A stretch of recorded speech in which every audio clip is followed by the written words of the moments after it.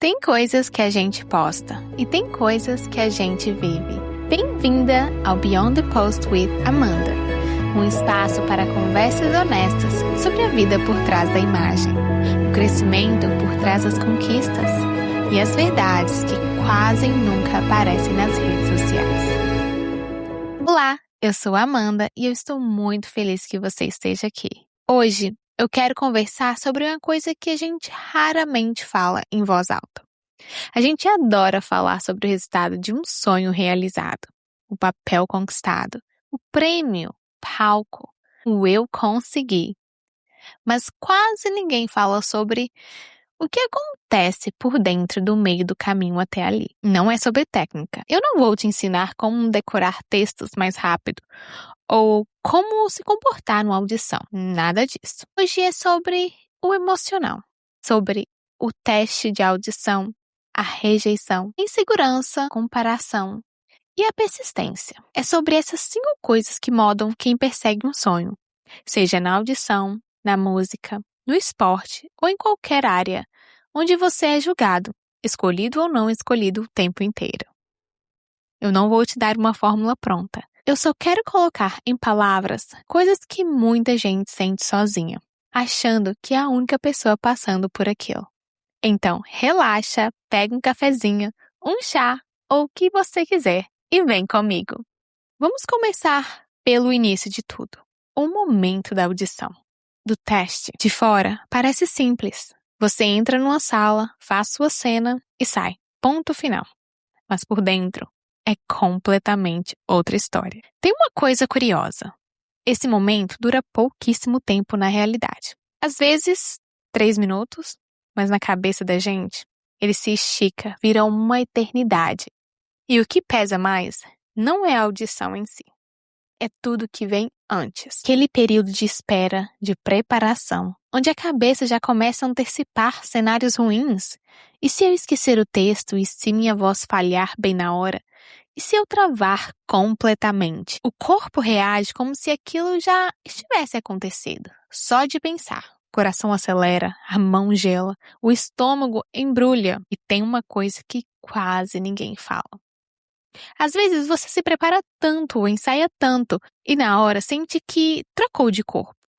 Não é mais você fazendo aquilo com naturalidade. É uma versão tensa, controlada, meio artificial de você mesmo. A ansiedade rouba justamente a espontaneidade que fez você se apaixonar por aquilo lá no começo. Pois saindo daquela sala, começa o segundo filme na cabeça. Reviver cada segundo, cada escolha, tentando decifrar a reação de quem estava ali assistindo.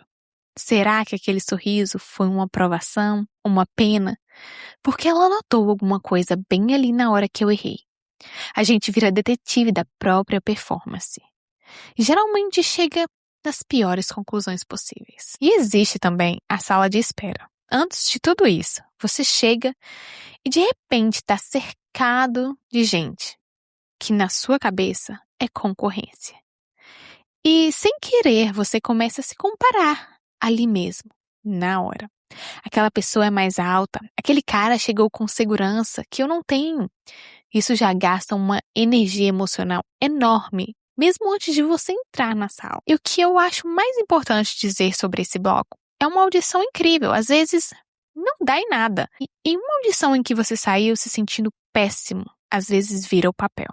Isso desmonta a ideia de que dá para controlar o resultado através da performance perfeita.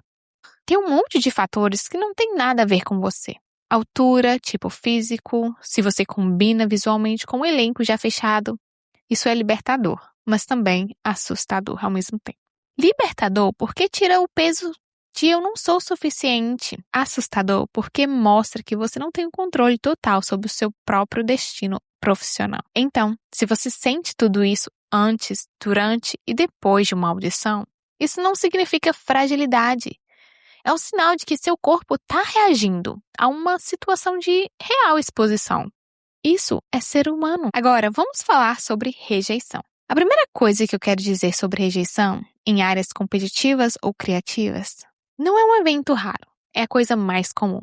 É a regra, não é a exceção. E isso é uma coisa que a gente pode saber racionalmente, mas quando o não chega, o corpo reage como se fosse a primeira vez sempre. Cada não dói de um jeito diferente. Às vezes é uma pancada rápida que passa de um dia. Outras vezes, aquela coisa fica corroendo por semanas. E tem um detalhe cruel nisso tudo. Quanto mais você se permitiu sonhar com aquilo, mais forte é a queda quando não dá certo.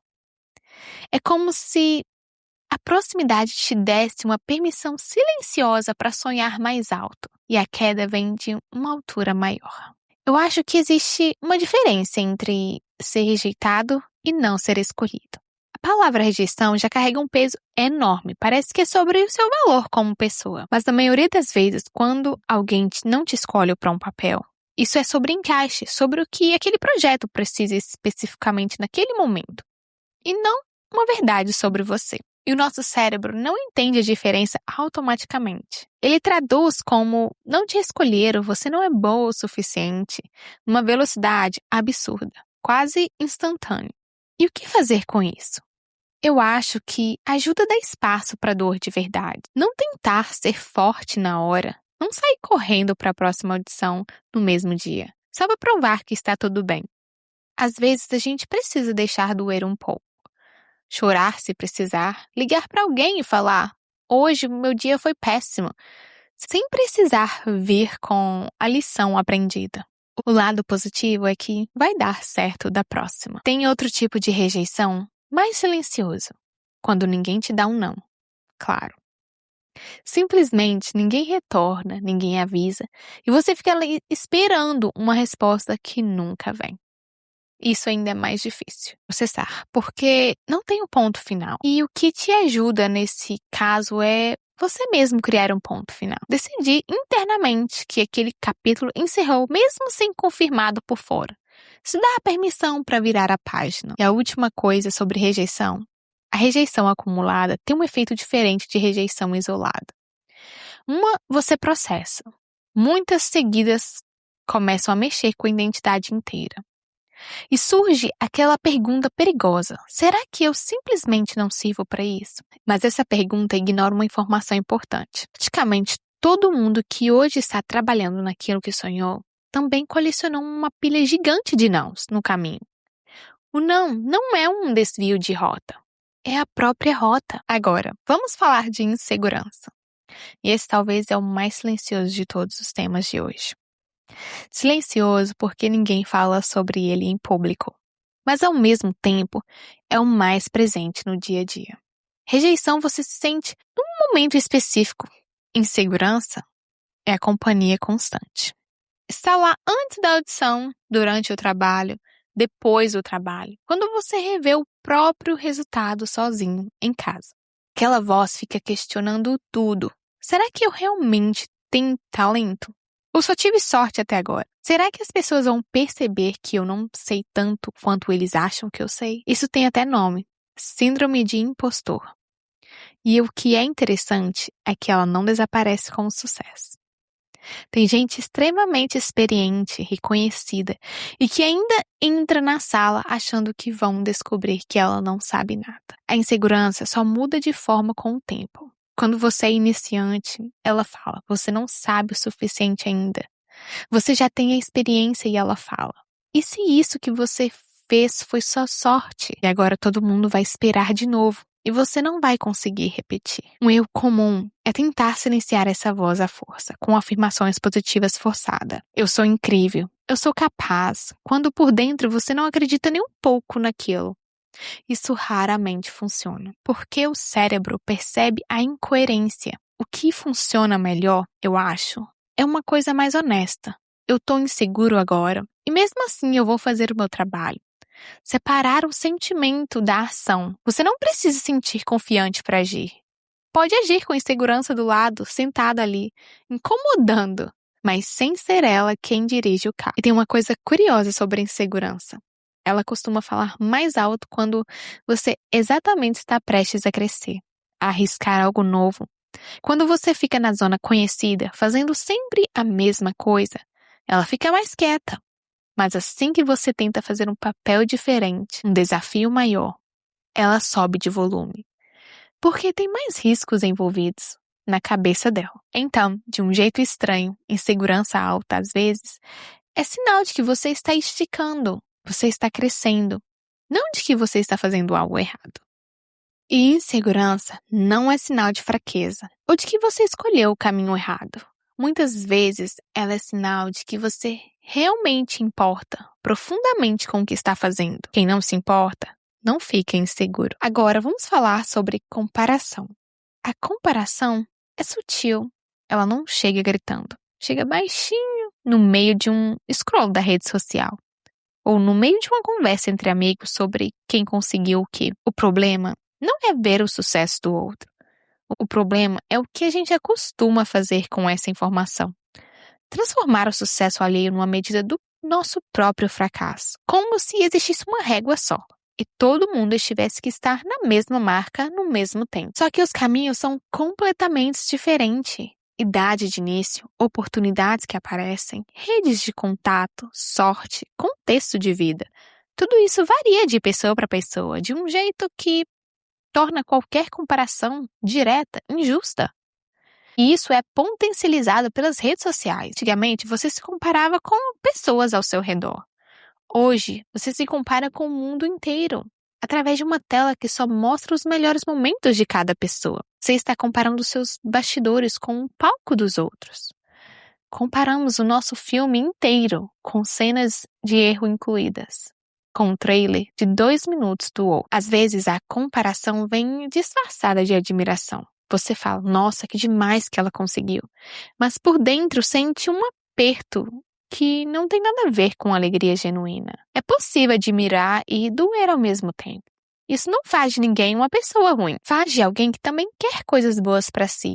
Está vendo de fora alguém alcançando algo parecido. Uma pergunta que me ajuda bastante quando a comparação me bate. Essa pessoa está no meu caminho? Ou eu estou no caminho dela? Geralmente, são caminhos completamente diferentes, mesmo que pareçam a mesma estrada de fora. Cada trajetória tem o seu próprio tempo, os seus próprios obstáculos, sua própria história. E a gente não vê inteiro.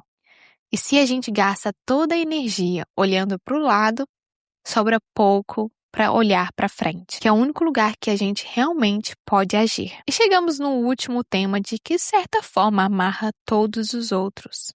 Persistência. Depois de tudo isso, audição desgastante, rejeição constante, insegurança que não vai embora, comparação que dói, por que alguém ainda continua? Eu acho que a resposta muda de pessoa para pessoa, mas tem um elemento comum.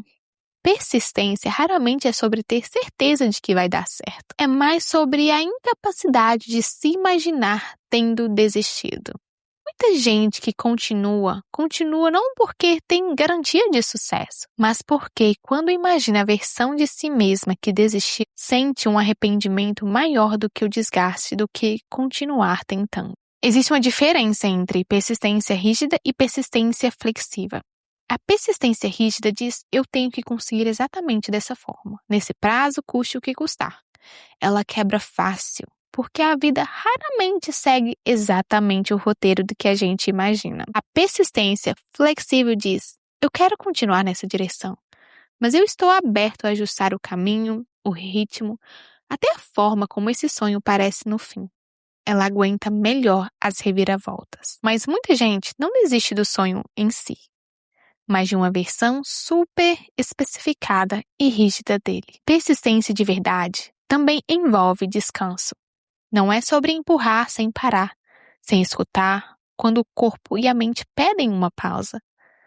Pausa não é desistência. Às vezes, é exatamente o que permite continuar com mais força, ao invés de se esgotar completamente no meio do caminho. Existe também um espaço saudável para reavaliar o caminho. Não é a fraqueza ajustar o sonho, ou até encerrar um capítulo se ele estiver te destruindo por dentro, sem nenhum sinal de que vai melhorar. E em última coisa, para fechar, ninguém persiste de forma totalmente sozinho. Sempre tem alguém, em algum momento específico, segurando junto. Um amigo que liga na hora certa. Uma pessoa de família que acredita quando mesmo você duvida. A persistência parece um mato individual, de fora. mas quase sempre tem uma rede inteira te sustentando por trás. Então é isso. A gente passou pelas audições, pela rejeição e pela insegurança, pela comparação e pela persistência. Se você ainda está vivendo algo assim agora, eu quero que fique uma coisa clara. O que você sente não é exagero, não é fraqueza, não é um sinal de que você escolheu errado. É simplesmente o preço emocional de tentar algo que importa de verdade para você. E esse preço, embora pesado, não significa que você está no caminho errado. E se alguém que você admira parece tranquilo, resolvido, seguro o tempo todo, provavelmente também tem os próprios nãos guardados. As próprias noites difíceis. Ninguém atravessa esse caminho ileso. Todo mundo carrega alguma coisa por dentro. Muito obrigada por passar esses 3 minutos comigo. Se esse episódio fez companhia para você de alguma forma, mande para alguém também que está num sonho difícil agora. Me conte nos comentários. Eu adoro ler as histórias de vocês. E muitas vezes elas me inspiram para os próximos episódios. E se você ainda não segue o podcast, aproveite para acompanhar. Toda semana tem um episódio novo aqui. Muito obrigada por passar esse tempo comigo e até a próxima. Lembre-se, a vida mais importante sempre acontece beyond the post.